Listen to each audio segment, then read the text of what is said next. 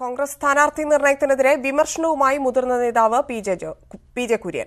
4 മണ്ഡലങ്ങളിലെ സ്ഥാനാർത്ഥി നിർണയം ഇത്രയേറെ വലിച്ചു നീട്ടിയത് ശരിയായില്ല. സ്ഥാനാർത്ഥി നിർണയത്തിലെ പ്രശ്നങ്ങൾ പരിഹരിക്കുന്നതിൽ സംസ്ഥാന നേതൃത്വത്തിന് വീഴ്ച പറ്റി. സീറ്റ് നിർണയത്തിൽ ജയസാധ്യതയാകണം മുഖ്യ പരിഗണനയെന്നും പി ജെ കുര്യൻ ന്യൂസ് 18നോട് പറഞ്ഞു.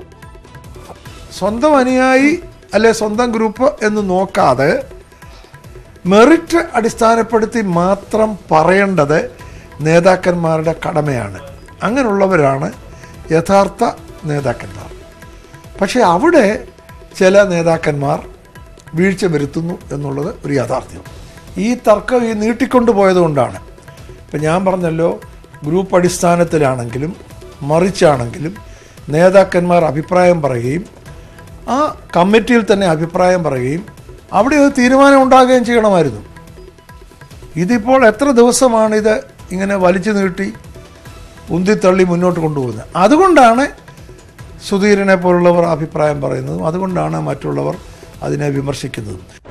എസ് ശരൺ ചേരുന്നു വാർത്തയുടെ വിവരങ്ങളുമായി. ശരൺ, സംസ്ഥാന നേതൃത്വത്തിനെതിരെയാണ് പി ജെ കുര്യൻ സംസാരിക്കുന്നത്. കാരണം സ്ഥാനാർത്ഥി നിർണയത്തിലെ പ്രശ്നങ്ങൾ പരിഹരിക്കുന്നതിൽ സംസ്ഥാന നേതൃത്വത്തിന് വീഴ്ച പറ്റി എന്നാണ് അദ്ദേഹം പറയുന്നത്. സീറ്റ് നിർണയത്തിന്റെ കാര്യത്തിൽ അദ്ദേഹത്തിന്റെ അഭിപ്രായം എന്താണ്? ജയസാധ്യതയാകണം മുഖ്യപരിഗണന എന്ന് പറയുന്ന സാഹചര്യത്തിൽ എന്താണ് അദ്ദേഹം നിർത്തിയിരിക്കുന്ന സ്ഥാനാർത്ഥികളിൽ വിശ്വാസമില്ലാത്തതുപോലെയാണോ സംസാരിച്ചിരിക്കുന്നത്? ധന്യ, നേരത്തെ കോൺഗ്രസ് സ്ഥാനാർത്ഥി നിർണയത്തിനെതിരെ VM സുധീരൻ പരസ്യമായി തന്നെ രംഗത്തെത്തിയിരുന്നു. ഇതിന് പിന്നാലെയാണ് ഇപ്പോൾ പി ജെ കുര്യനും രംഗത്തെത്തിയിരിക്കുന്നത്. അദ്ദേഹം പ്രധാനമായും പറയുന്നത് നിലവിൽ പ്രഖ്യാപിച്ചിട്ടുള്ള സ്ഥാനാർത്ഥികളെല്ലാം തന്നെ നല്ല സ്ഥാനാർത്ഥികളാണ്. എന്നാൽ അതിനുശേഷം പിന്നെ സംഭവിച്ചതെല്ലാം തന്നെ പ്രവർത്തകരെ നിരാശരാക്കുന്ന രീതിയിലുള്ള കാര്യങ്ങളാണ്. അതായത് 4 മണ്ഡലങ്ങളിലെ സ്ഥാനാർത്ഥി നിർണയം ഇത്രയേറെ വലിച്ചു നീട്ടിയത് ശരിയായില്ല എന്നുള്ള വിമർശനമാണ് പ്രധാനമായും അദ്ദേഹം ഉന്നയിക്കുന്നത്. ഇതോടൊപ്പം തന്നെ സ്ഥാനാർത്ഥി നിർണയത്തിലെ പ്രശ്നങ്ങൾ പരിഹരിക്കുന്നതിൽ സംസ്ഥാന നേതൃത്വത്തിന് പ്രത്യേകിച്ച് ചില നേതാക്കൾക്ക് വീഴ്ച പറ്റിയെന്നും അദ്ദേഹം ചൂണ്ടിക്കാട്ടുന്നുണ്ട്.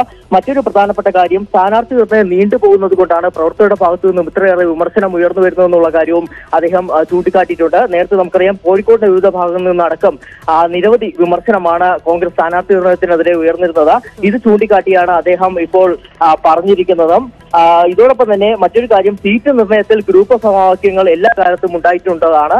അതുകൊണ്ട് തന്നെ ഇത്തവണയും സീറ്റ് സമവാക്യങ്ങൾ അല്ലെങ്കിൽ സീറ്റ് നിർണയത്തിൽ ഗ്രൂപ്പ് സമവാക്യങ്ങൾ ഉണ്ടാകുന്നത് തെറ്റല്ല. എന്നാൽ ജയസാധ്യതയ്ക്കാകണം മുഖ്യ പരിഗണന നൽകിയിട്ടുള്ള കാര്യവും അദ്ദേഹം ന്യൂസ് 18നോട് പങ്കുവച്ചിട്ടുണ്ട്. ശരി, ശരൺ.